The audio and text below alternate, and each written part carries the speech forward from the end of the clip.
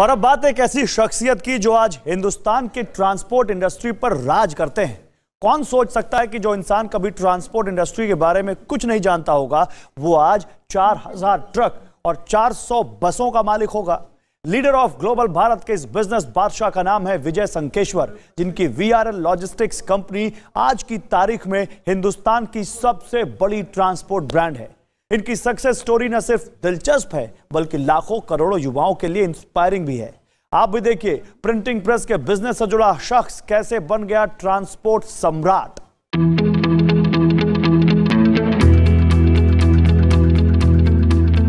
एक ट्रक से 4000 ट्रक बनाया, प्रिंटिंग प्रेस छोड़कर ट्रांसपोर्ट का कारोबार किया और छोटे से शहर से निकलकर पूरे देश पर छा गए। हम बात करें हिंदुस्तान के ट्रांसपोर्ट सम्राट विजय संकेश्वर की, जिनकी कामयाबी की कहानी लिम्का रिकॉर्ड बुक में भी दर्ज हो चुकी है। ये सच है कि कामयाबी हर किसी को नहीं मिलती, मगर ये भी उतना ही सच है कि जो अपने काम से प्यार करे, कामयाबी उसके कदम जरूर चूमती है। और यही विजय संकेश्वर के साथ भी हुआ है। Passion and love for their whatever they do. ऐसा है कि हमको पैसा बनाने के लिए ये धंधा मैंने किया, बोले तो कभी भी पैसा नहीं बनेगा। कौन सोच सकता है कि जिनके पूरे परिवार में कभी किसी ने ट्रांसपोर्ट का काम नहीं किया होगा, वो देश के सबसे बड़ी ट्रांसपोर्ट कंपनी के मालिक होंगे और उन्हें ट्रांसपोर्ट सम्राट की उपाधि दी जाएगी। विजय संकेश्वर की कंपनी वीआरएल की आज देश भर में अलग पहचान है, मगर ये नाम और पहचान उन्हें विरासत में नहीं मिली, बल्कि उन्होंने इसे पूरी तरह से अपने दम पर हासिल किया। मेरे को एथिकली बिजनेस करके इसमें सक्सेस करना ये मेरा इरादा था। And the drivers who will give better diesel average and who will reach in time and before time, we give lot of incentives also, and the kind of responsibility he takes, his salary structure is depending on that. विजय संकेश्वर का जन्म कर्नाटक के छोटे से शहर की business family में हुआ था और करीब 16 साल की उम्र में उन्होंने अपने पिता के प्रिंटिंग प्रेस का काम संभाल लिया था, मगर उनके दिमाग में कुछ और ही चल रहा था। वो प्रेस से अलग हटकर कुछ बड़ा करने की सोच रहे थे, मगर किसी भी कारोबार के लिए सबसे जरूरी चीज है पैसा, जो विजय संकेश्वर के पास बिल्कुल नहीं था। लेकिन उन्होंने हार नहीं मानी और कम से कम लागत में कुछ नया करने में लग गए। कई तरह के कारोबार के बारे में सोचते हुए आखिरकार उन्होंने ट्रांसपोर्ट बिजनेस में उतरने का फैसला किया। लेकिन कारोबार में शायद ही कभी आसानी से कामयाबी हासिल होती है। विजय संकेश्वर के साथ भी ऐसा ही हुआ। उन्हें भी शुरुआत में कई तरह की समस्या से दो चार होना पड़ा, मगर उन्होंने हार नहीं मानी और एक एक कदम आगे बढ़ाते गए।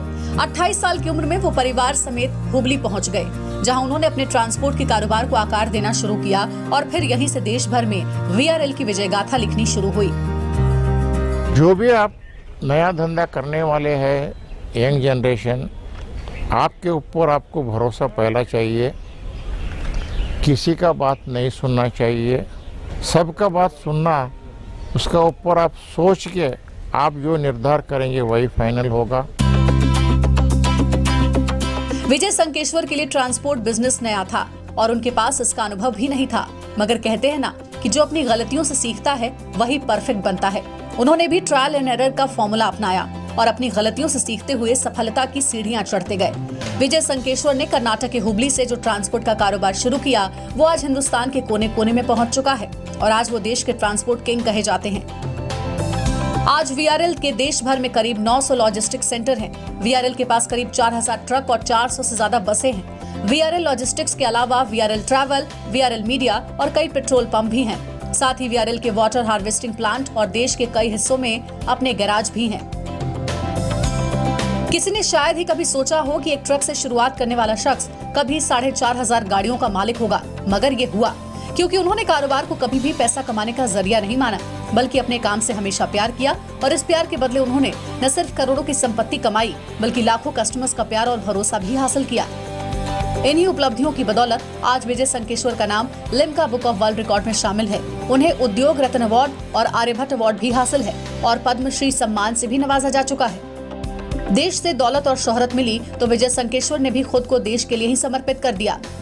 फॉरेन कंपनी का जो टायर है या स्पेयर पार्ट्स है हम नहीं लेते। अभी हमारा पैसेंजर एंड गुड्स ट्रांसपोर्ट जो इंडिया में सरफेस ट्रांसपोर्ट पे ऊपर हम काम कर रहे हैं, हमको ये इधर ही इंडिया में ही बढ़ाना है, कौन सा भी आउटसाइड कंट्रीज को अभी नहीं करने का। We are the first person to have a own software in the country. Almost हमारा own software 20 साल के ऊपर हो गया। हालांकि कोरोना काल में बाकी कारोबारियों की तरह विजय संकेश्वर को भी नुकसान झेलना पड़ा, खासकर लॉकडाउन के दौरान और उसके बाद ट्रांसपोर्टेशन बंद रहने के कारण उन्हें करीब 100 करोड़ का घाटा हुआ।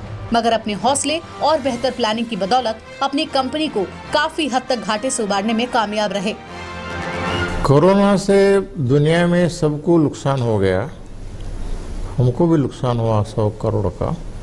हमारे पास 400 बसेस है, 120 बस हमने ऑपरेट कर रहे हैं, इसीलिए the passenger segment we is going to face a tough time for everybody across the country.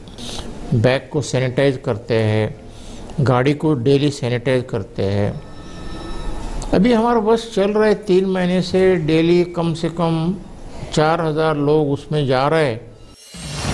विजय संकेश्वर जिंदगी के करीब 70 बसंत पार कर चुके हैं, मगर उम्र के इस पड़ाव में ना तो उनका जोश और जज्बा कम हुआ है और ना ही उन्होंने अपनी सोच को पुराना पड़ने दिया।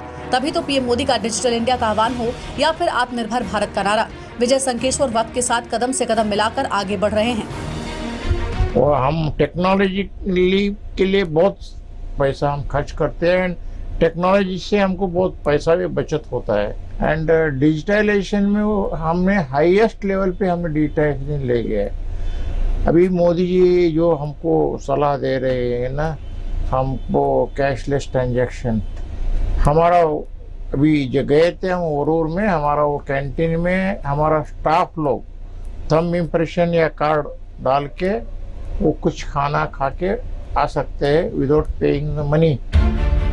ये वो बिजनेस बादशाह हैं जिन्होंने अपनी मेहनत, लगन और हौसले के दम पर न सिर्फ कामयाबी की नई इबारत लिखी, बल्कि उन करोड़ों युवाओं के लिए इंस्पिरेशन भी बने जो जिंदगी में कुछ बड़ा करने का सपना देखते हैं।